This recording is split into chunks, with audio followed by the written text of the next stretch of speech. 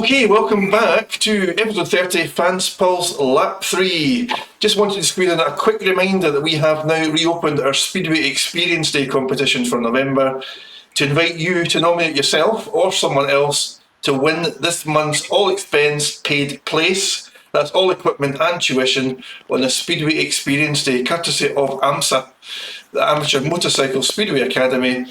It would make a terrific Christmas present. Doesn't have to be scheduled in by Christmas, but over the course of the next 12 months or so, you can schedule in a Speedway Experience Day at this mini track at Scunthorpe for you or someone that you might want to nominate. So look on our Facebook page, pick up the pinned post at the top of our Facebook page.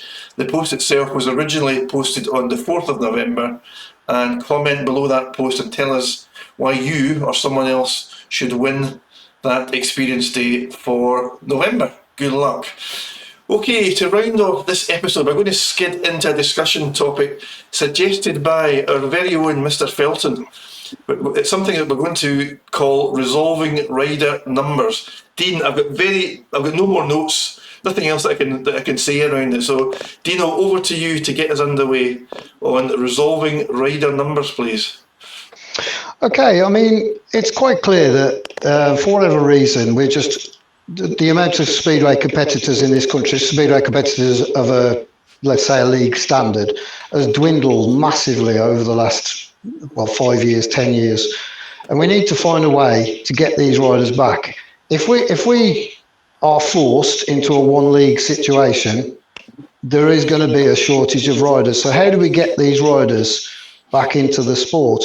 Well, we've got to, firstly, just do the basics. We've got to make appeals via the ACU, they're a sort of governing body, if you like, the BSPL through Facebook, even if it's just, just to get us through the next couple of years. The riders who may have retired in the last 5 years, like, I know they're not, no disrespect, not superstars like Max Clegg, Ashley Morris, people like that who have, can still turn a skid, but just to get us through the next 2 years, until a couple more youngsters have come through the system, because we're just losing riders all over the place, and we can't carry on the way we're doing it for whatever reason. I saw that Ben Trigger, he's on about quitting because he got replaced by a foreign guy, and then that foreign guy broke his collarbone, was it? And do you know what I mean? And through no fault of Ben's thing, he's now going to retire. Well, that shouldn't be the case. We should protect our 6 and 7s, if you like. It's, to me, if you're running a 7-man team, even in the championship, both riders at 6 and 7 should be British. It's simple as that. It should, and protect them. It doesn't. They can get dropped, but they can only get dropped for another English rider. You can't have, I'm nothing against the Danes or the Swedes or anything else, and God knows we need them, but let's protect the British riders, because we've got to get more riders involved in the sport, but we need to appeal as well to motocross. It's like Andrew Bain, I should have asked him actually, when, he runs this short track thing, is there anybody that can come over from short track that can do it, just to, motocrossers seem to adapt to it pretty quick. Short trackers, they're doing the same sort of thing, just on different bikes, I won't say we entice them stupidly by saying, well, you get paid for doing it, but, make it known that they do get paid for doing it. Yes. They're not going to make a fortune, but you're not going to get paid for riding short track. You're not going to get paid for riding motocross, but you will get paid to ride the speedway. Yeah, exactly. So it's like, so we need to start an appeal now. Even if we're going to still doing 2 leagues, we need to appeal now for more riders. Don't just let them drift away, and don't try and recruit them back. We've got to do something, get them more involved. There's plenty of riders doing the amateur circuit, but they tend to be, 50-year-old guys like me, too old to do anything. And the rest. Yeah, well, exactly. But you know what I mean? But, I can still turn it on. I'll still race you, Simon. But we need to get these riders involved. We need to recruit riders. Even, we've got enough crisis going on with the sport, but, it's no good having a sport and then not having the people to compete in it. We need to get out there, and this, to me, we've got to make appeals, starting with ex-riders who've recently retired for whatever reason. You know, they might have retired 5 years ago because they ran out of money, but now, you know, such as like Darryl Richings at the time, he retired because he was going nowhere. He had no money, and you know, a few years later, he's got a better job. He's come back, and he's Come doing back, okay he's for better than himself. he was. Yeah, exactly. You know what I mean? And No, that's that's what I mean. to him, but he's better standard now than he ever was. Exactly, and he's got good equipment as well. So we need that sort of thing, you know, just in the Max Cleggs of this world. Max should have never retired. I know he may have got fed up and just don't want to do it anymore, fine, but we don't know that. From what I gather about him, he was just disillusioned with the way he was treated in the sport. We need to change that. We need to get them back into the sport. We need to do it. I like it. I like your thinking, Dean. And there'll be no resistance from any of the other three on this call to the notion of trying to protect, nurture, encourage, reintroduce riders who have retired for whatever reasons. And you're right, there'll be a whole multitude of different reasons. Some riders will be beyond temptation to try it again, but other riders, I'm quite sure, could be persuaded to jump on a bike, even some sort of practice day, right, somewhere. Probably today that there's more practice venues, geographically spread around the country than there's been for a long time. So it probably needs someone in officialdom, I think, Dean, to kind of harness that. So if the clubs aren't going to do it themselves, then they need someone sent in the governing body potentially to kind of harness. Reach out to some of these riders and harness that. The ACU, they updated their systems, I don't know what it was, a few years ago now, and sent basically and everybody on their new system who had been a member for the last, 30 years, they sent them a renewal thing. They even sent me one. You know, I hadn't ridden for like 10 years. And I was like, what this is about? But, you know, so it's not within out of their realm to, you know, send invites out to these riders saying, fancy trying Speedway again. We're doing this on behalf of the Speedway Control Board or the BSPL or whoever it is.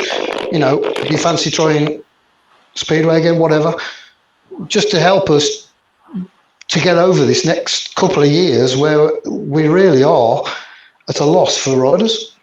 Simon, I know Simon's having some microphone issues, but Simon, I'm going to invite you into this. So you were nodding along. You kind of spoke up earlier on, and I think agreed with the sentiment that Dean has been expressing. It must frustrate you, Simon, because you've been around the block for a while, and you must have seen a lot of promising young riders come and go and be lost to the sport. And that would, to Dean's point, if we can encourage some former riders to have another bash, that could potentially solve some of the issues that the club have, and potentially reduce the need to reach out for more expensive overseas riders, right?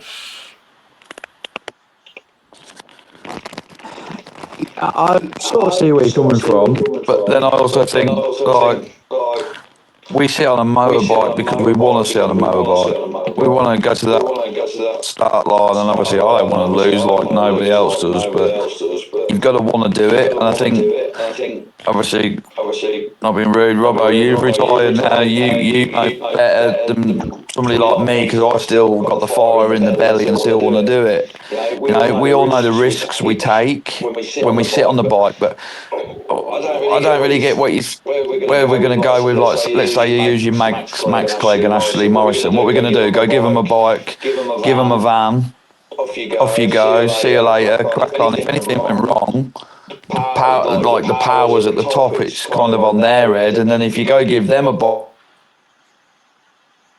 Oh, lost him. Have we lost Simon? We have lost Simon. He was in mid-flow. Robbo, if I could ask you just to pick up, you maybe know where Simon was going with that. Is it more flawed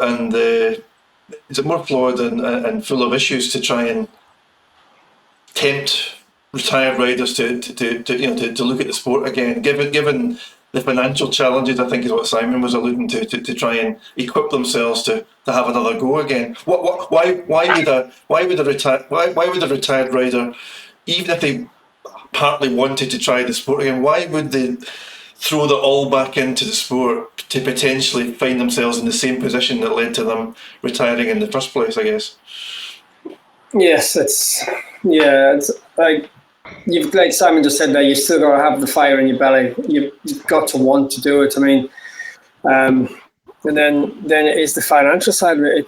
The financial, the prices of everything are going up and up and up. You know, when I remember when I first started, I think to buy a complete bike ready to race was like £1,200 or something like that back in the early 90s. And now to buy an engine from someone like Peter Johns, who is the world-renowned top tuner, it's something like £10,000 for just the engine. Then you've got another £10,000 or whatever it is to buy the rest of the bike. You know, I don't even know how much it is anymore now, but the financial side of it is crippling.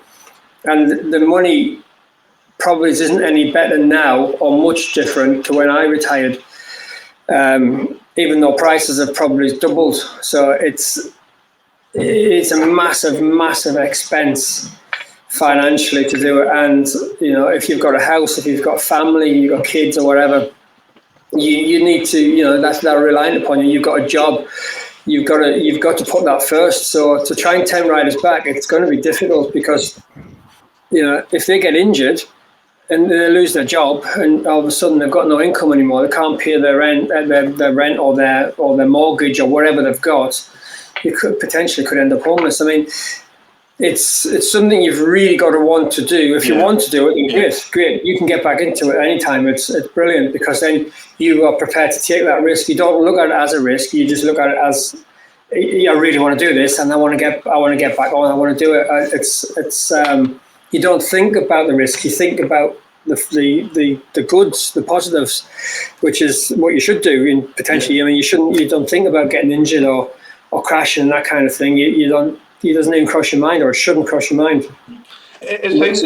Sorry, Stuart. It sounds, Dean, like perhaps the other two things that you suggested, Dean, might have more mileage to them. So one would be, you know, thinking about the fire in the belly and, you know, people wanting to be actively racing motorbikes, maybe to try and tempt people from other motorcycle disciplines into Speedway might be a good proactive thing to try and do.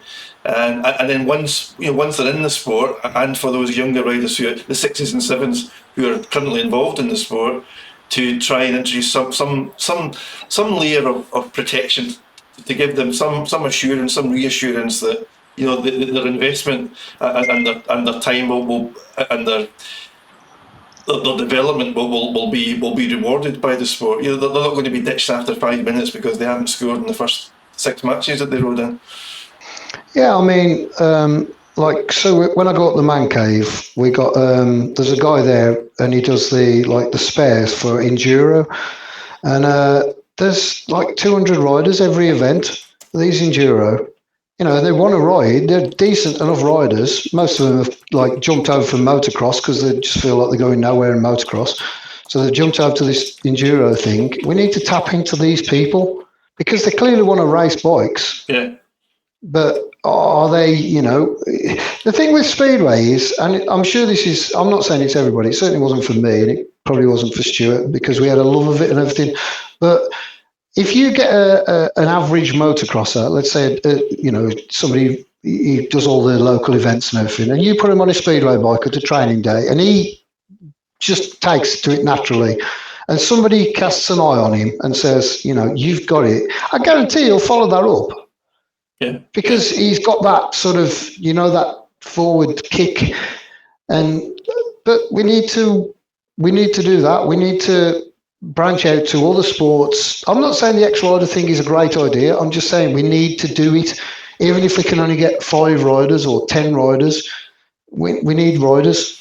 I would imagine, Dean, that, you know, every club in the land who's ever invested in and put some effort into creating a training facility, so Scunthorpe, Glasgow, Leicester, all the rest of them, all of those clubs, I'm quite sure as part of the commitment to doing it and part of the prospective benefit of doing it, must have spoken about, you know, attracting potential new riders. So I don't mean right. Well, a mix of young riders who have got bikes and are in the early stages of a speedway career and developing as a rider, and maybe some of them, a handful of them, might make the grade, right? So definitely that element, but also to the point that you've just been talking about, trying to attract people from motocross predominantly, or a discipline like that, to try speedway. But I just wonder, and you guys might have a better view of this, having been around some of the training sessions around the country.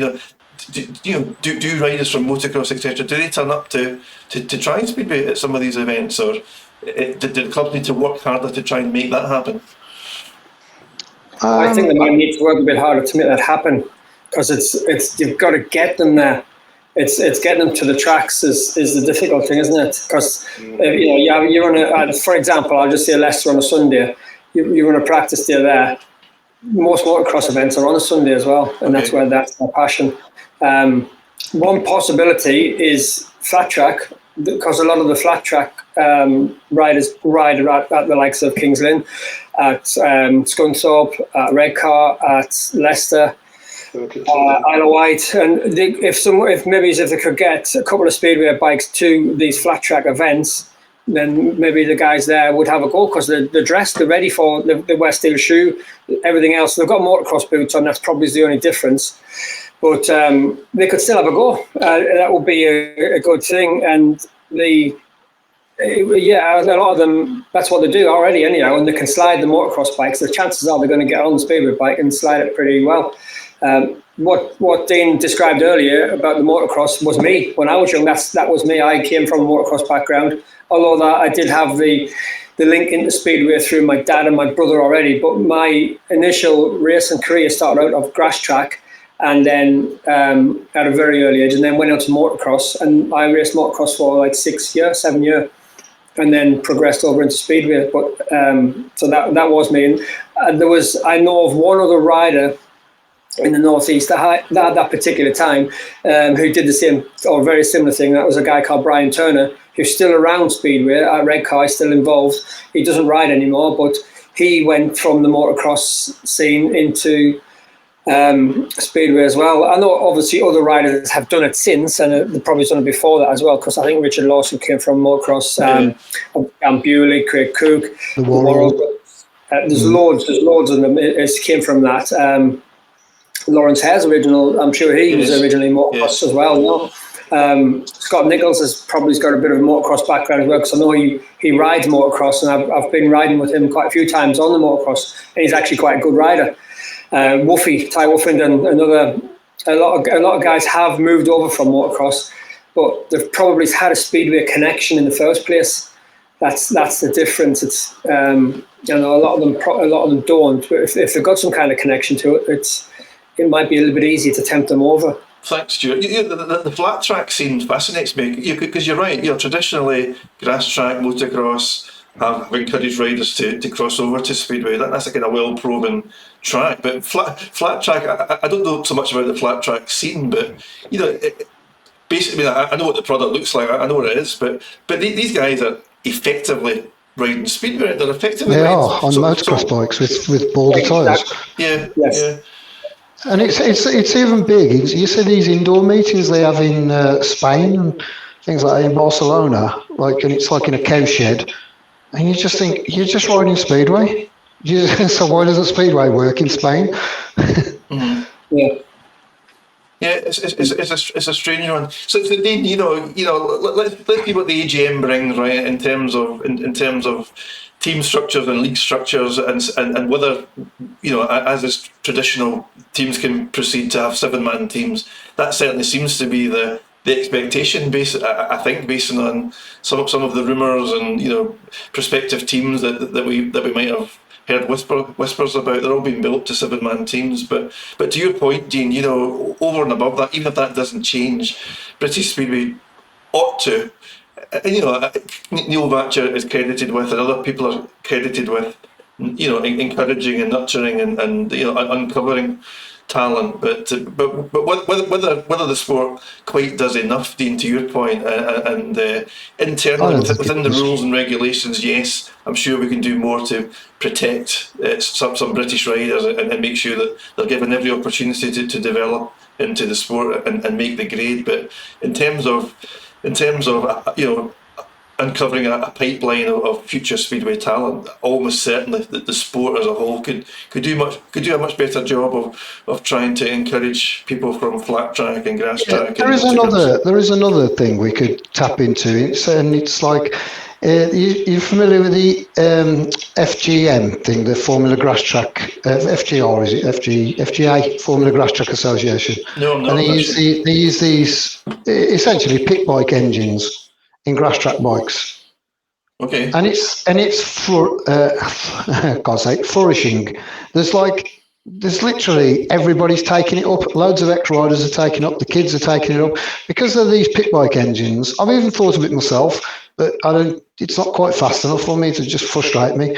But you've got quite a few ex-riders doing it. I saw Paul Smith doing it, Andy Smith's brother. Tony Atkin does it. Wayne Broadhurst does it. Do you know, there's loads of them doing it now, and it does seem to be a bit of a thriving scene. But the appeal for that is the engines are like, I don't know, brand new. The engines are like 500 quid because they're just pit bike engines. Okay. And it's just a cheap way to race basically, and that's the appeal. Whereas you want to jump into Speedway. Yeah, you might be able to learn how to skid a bike on a 200 quid Joe, but you ain't going to get anywhere in your career on it. And I think that's a big stumbling block. I've argued this for years about making some sort of standard engine, or at least reducing the power output of the current engines we've got. Cutting the revs down, not so much the brake horsepower, but cutting the revs down. More durable, Dean, is that the point? Oh yeah, it would be more durable because if they're revving less, they'll last longer. But it's just, there's easy ways to do it and there's hard ways to do it. I see the Grand Prix now is making longer conrods, making them use longer conrods so as the engine revs less. And it's like, the riders had no say in this. It's just somebody's idea in the FIM. I don't quite know who's done it. And they're saying, well, there's easier ways to cut down the revs on a bike rather than put longer conrods in it. Mm-hmm. But, I hate to sound like, rose-tinted glasses and everything, but the sport worked perfectly well when we were at 10,000 revs. Yeah. In the Westlake, the upright GM and the early laydown days. When we were at 10,000 revs, the sport worked perfectly well. Speed isn't, I'm saying this as a non-rider, speed isn't everything, right, is what I'm trying to say. No, it's not. It's not. We've discussed that before, but it's just, it's really those revs between sort of 10,000 and 13,000 revs or whatever we're getting now, that's where all the money comes in. That is the expense. Those 3,000 revs is the expense. Yeah. Because anybody can make an engine in your garage to do 10,000 revs, but it'll be hard to make one to do 13,000. But that's where the money comes in. It's the nature of the beast, isn't it? It's motorsport, and identify any other form of motorsport where. Well, okay, then Formula One. Formula One, they used, I don't follow Formula One, but didn't they use big V8s? And then they said, basically you've got to use these 3-litre things. Right, okay. They reduced the engine. That's not what the drivers wanted. The drivers wanted to go faster and faster and faster. Yes. But the governing body said, no, you're going to start using these. Okay. That's what Speedway needs to do. It needs to say, right, you're using these. Doesn't matter what the riders think, or, they can kick and scream. They'll get used to it. They'll make it work. Yes. Yeah. It's because you're putting them out of their comfort zone, and when you put them out of the comfort zone, they kick and scream the house down, gang together, and then get it banned. Mm-hmm. We've seen it so many times in the past, but this is how it works. Dean, listen, I really appreciate you suggesting that particular discussion topic. Yeah, we haven't resolved anything between the three of us. No, we never do. But I know we rarely resolve. But listen, we've had a bit of a debate, and as ever, 360 Speedsters, if you're watching this, if you're listening in, what's your views? What could British Speedway fundamentally do to try and attract more rider talent into the sport, and also then thereafter to look after and nurture the younger riders? The Ben Trigger situation that you referred to, Dean, it's a very sad thing, and Ben and his dad have done a lot of hard yards, a lot of motorway miles, to try and carve out a career in Speedway, and for all to grind to a voluntary halt at this early stage in his development is pretty tragic, really. Yeah, and I already got 9 points the day before he got dropped. Yeah. You know, 9 points for a kid sort of in his first year in the league. I know. Yeah, and then they drop him the next day. Yeah, Ben Trigger and Dan, if you're watching, keep your chin up and never say never. Listen, remarkably, that does bring us to the end of episode 30. I hope you've enjoyed it. I hope you enjoyed the chat. That is the whole point, after all. Do let us know in the forms of thumbs up on YouTube, Facebook, Insta, or TikTok. And do get in touch. Just you know, I'll remind you of that WhatsApp number. The dedicated WhatsApp number for 360 Speedway is 0333 772 4046. Have a look at all of the ways to contact us, constantly circulating the screen as you watch this video. We want you to be super interactive. Simon Lambert, my thanks to you if you're watching this back. I hope your microphone performs better next time out. Stuart Robson, Dean Felton, thank you very much for your company. Listen, I never hang in there. Keep abreast of all of the breaking Speedway news. We do our best on 360 to keep you up to date with as much as we possibly can, and to provide you with some interesting Speedway discussion to watch week on week. Whatever you're doing, look out for yourselves. Watch that snow and ice that's around the UK. Take care. See you next week. Bye-bye. Bye. Bye-bye.